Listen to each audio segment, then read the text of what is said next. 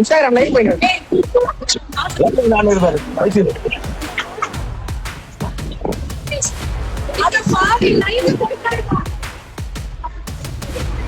எப்படி நம்ம உதயனா தம்பி இதே டிடிஎஃப் வாசனார் தான் நேரத்துக்கு அப்பவே கைது செய்தி வந்திருக்கும். காரில் செல்போன் பேசியபடியே லைவில் வீடியோ பார்த்த சரி சாரி ஏதோ ஒன்று பார்த்தாரு அப்படின்னு சொல்லிட்டு நேரத்துக்கு அவரை அரெஸ்ட் பண்ணியிருப்பாங்க. பட் இங்க பாத்தீங்கன்னா நம்ம அண்ணன் உதயனா தம்பி என்ன பண்ணிட்டு இருக்காரு பாத்தீங்களா? அதுவும் முக்கியமா பாத்தீங்கன்னா கிளாஸ் ரூம்ல இருந்துகிட்டு மொபைல் யூஸ் பண்ணிட்டு இருக்காங்க. மேபி அது காலேஜ் ஓகேங்களா, கிளாஸ்னா ஸ்கூல் கிடையாது, சம் காலேஜ்ல அலௌட் இருக்குது. பட் அங்க இருந்து லைவ் போயிட்டு இருக்குது, இவர் உட்காந்துட்டு வீடியோ கால் பேசிக்கிட்டு அவர் அழகா வண்டி ஓட்டிக்கிட்ட எவ்வளவு ஜாலியா வர்றாரு. ஓகே, இதுல இருந்து என்ன தெரியுது? இவர் அரெஸ்ட் பண்ண போறாங்கன்னு தெரியுது. கண்டிப்பா டிடிஎஃப் வாசனுக்கு என்ன பண்ணணும் அதே இது இவருக்கு பண்ணணும்ல. அதனால சிறப்பான கவனிப்புகள் பிற்காலத்தில் நடக்குமா இல்லைன்னா இப்பவே நடக்குமான்னு பொறுத்திருந்து பார்க்கலாம். எனக்கு தெரிஞ்ச நாளைக்கு நியூஸ்ல இவர் அரெஸ்ட்னு சொல்லிட்டு நியூஸ் வர்றதுக்கான வாய்ப்புகள் இருக்குது. திராவிட முன்னேற்ற கழகம் காலையில இருந்து போராட்டம் நடத்தி வர்றோம். ஆனா இது வரைக்கும் நடத்தி கொண்ட அரசின் சார்பாக எந்த ஒரு தகவலோ எந்த ஒரு முடிவும் தெரிவிக்கப்படவில்லை. முக்கியமாக பெண்களுக்கு எந்த ஒரு பாதுகாப்போ ஒரு கழிப்பறை வசதி அடிப்படை வசதி கூட இந்த இடத்துல செய்து தரப்படவில்லை. அக்கா சொன்னதை பார்த்தீங்களா? காலையில இருந்து போராட்டம் பண்ணிட்டு இருக்காங்க, தேவக்க அரசு கண்டுக்கவே இல்லை, சரியான வசதிகள்ல பெண்கள் இருக்காங்க, ஆச்சு பூச்சின்னு சொல்லிட்டு இருக்கிறாங்க. சரி ஒன்றும் இல்லை, தூய்மை பணியாளர்கள்லாம் போராட்டம் பண்ணாங்க உங்க ஆட்சியில. அப்பெல்லாம் போய் கூலி படம் பார்த்துட்டு வந்துடுவீங்க, சிரிச்சுக்கிட்டு எந்திரிச்சு போயிடுவீங்க, அவங்களுக்கு ரெஸ்பான்ஸ் இருக்காது, சரியான கழிப்பறை கூட இல்லாம வசதி இல்லாம அவங்களுக்கு அவ்வளோ அவஸ்தப்பட்டாங்க, அவங்களுக்கு ரெஸ்பான்ஸ் இல்லாம ஜாலியா கூலி படம் பார்த்துட்டு இருந்தீங்க. அப்போ அப்பா அக்காலாம் எங்க போயிருந்தீங்க? அக்கா எங்க போயிருந்தீங்க? கொஞ்சமாவது வெக்கம், மானம், சூடு, சோரணை அது இருக்காது உங்களுக்கு, சரிங்களா? அது இருந்தா நீங்க இப்படி பேச மாட்டீங்களா? அது இல்லாதனாலதான் அப்படி உட்காந்து பேசிட்டு இருக்கீங்க. அதெல்லாம் இருந்துச்சுன்னா நீங்க இப்படி ஒரு ஸ்டேட்மெண்ட்டை கொடுக்க மாட்டீங்க. நீங்க எல்லாம் மக்களுக்கு நல்லது நினைக்க போறீங்க, நீங்க மக்களுக்கு நல்லது செய்ய போறீங்க, நாங்க கனவு கண்டுட்டு இருக்கிறோம். 5 வருஷம் நீங்க அப்ப இதான் பண்ணிருக்கீங்க. ஒரு எதிர்கட்சியை வந்தாலும் தான் என்ன பண்ணிருக்கிறோம் அப்படின்னு சொல்லிட்டு கொஞ்சமாவது சிந்திச்சு பேசணும். அதை விட்டுட்டு இருந்துகிட்டு இந்த மாதிரி முட்டு கொடுத்துட்டு இருக்க கூடாது, சரிங்களா? சேகர் பாபாவை தான் முட்டு கொடுக்குறான்னு பாத்தீங்கன்னா கூட சேர்ந்து நீங்களும் முட்டு கொடுக்க கூடாது. நீராறும் கடலெடுத்த நீளமடந்தை தெளிலொழுகும்.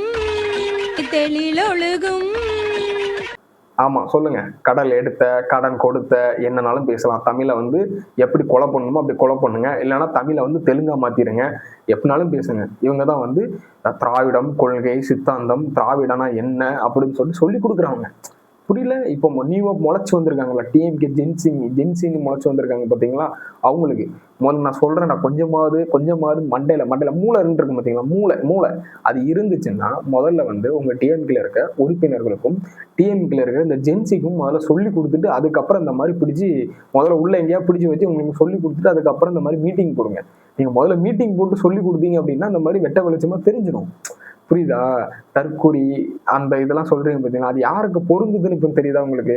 இந்த மாதிரி நான் ஆல்ரெடி சொல்லிட்டேன். நான் இந்த டிஎம்கே ஜென்சி மீட்டிங் போட்டு காமெடி பண்ணிட்டு இருக்கிறீங்க, தயவு செஞ்சு விட்டுருங்க. டிஎம்கேக்கு அப்படி பேக்ல போயிட்டு இருக்குது உங்களுக்கு. இவங்களே உங்களை அடுத்த நீங்க இந்த பை எலெக்ஷன் வந்தா கூட தோக்குறதுக்கு இவங்க முக்கியமான காரணமா இருப்பாங்க. அதனால விட்டுருங்க அப்படின்னு சொன்னா நீங்க இன்னும் இதே பிடிச்சி தொங்கிட்டு இருக்கிறீங்க. இந்த டிஎம்கே வச்சு நீங்க பெருசா நாங்க ஏதோ புரட்சி பண்றோம்னு நினைச்சிட்டு இருக்கிறீங்க. அங்க காமெடி ஆயிட்டு இருக்கு, ட்ரோல் ஆயிட்டு இருக்கு. முக்கியமா பாத்தீங்கன்னா எம்கே ஸ்டாலினையும் வச்சு செஞ்சிட்டு இருக்கிறாங்க. உதயனா தம்பின்னு சொன்னோடனே வச்சு போட்டு பொழந்து கொடுத்துட்டாங்க. என்ன நினைச்சிட்டு இருக்கீங்க நீங்க? புரியல. கொஞ்சம் கூட நீங்க அந்த இடத்துல விஜய் அவர்களை மட்டும்தான் டார்கெட் பண்ணி பேசுறீங்க தவிர அந்த இடத்துல உங்களுக்கான சித்தாந்தம் என்ன, கொள்கை என்ன, நீங்க திராவிடான்னு சொல்லிட்டு பெருசா பிடிச்சு பேசுறீங்கல்ல, இங்க எல்லாருமே ஓரளவுக்கு தெரிஞ்சுதான் இருக்கிறாங்க திராவிடான்னு என்னன்ட்டு. பட் இங்க நீங்க பண்ற அரசியல் சரியில்லைன்னு சொல்லிட்டு தான் அவங்க பேசாம ஓட்ட மாத்தி குத்திட்டாங்க. பட் நீங்க என்ன பண்ணிட்டு இருக்கிறீங்க? விஜய் அவர்கள் தான் காரணம், ரீல்ஸ் தான் காரணம்னு சொல்லிட்டு இன்னும் நீங்க அதை பிடிச்சி தொங்கிட்டு இருக்கிறீங்க.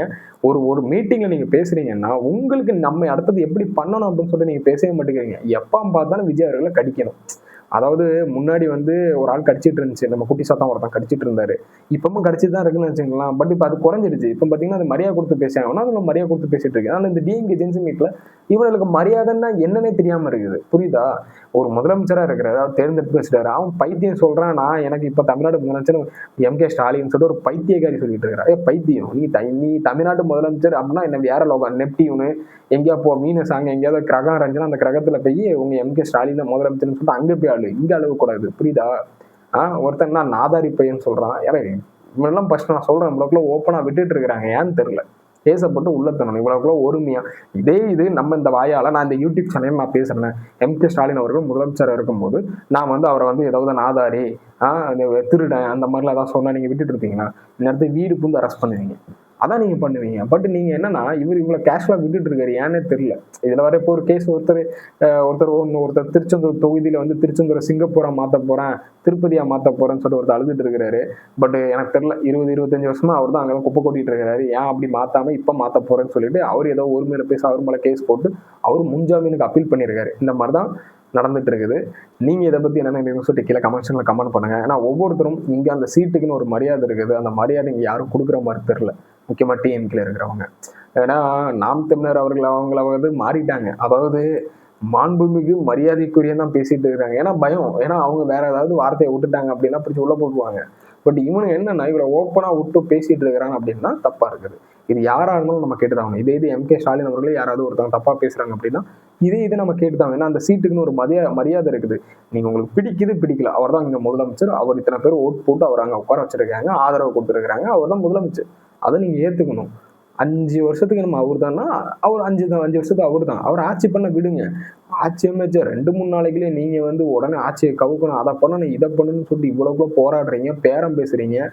அப்ப யாரு குதிரம் பேரம் பேசுறா, யாரு சோப்பா பேரவைன்னு சொல்லி ஒரு மீட்டிங் வச்சு நடத்துறீங்களே, யார் இங்க அந்த மாதிரி பண்ணிட்டு இருக்கான்னு சொல்லிட்டு தெளிவா இந்த மக்களுக்கு தெரிஞ்சிருச்சு. அதனால திரும்ப இந்த மாதிரி நீங்க பண்ணிட்டு இருக்கீங்கன்னா டிஎம்கேன்னு ஒரு கட்சி ஏடிஎம்கே மாதிரி ஆயிராம பாத்துக்குங்க.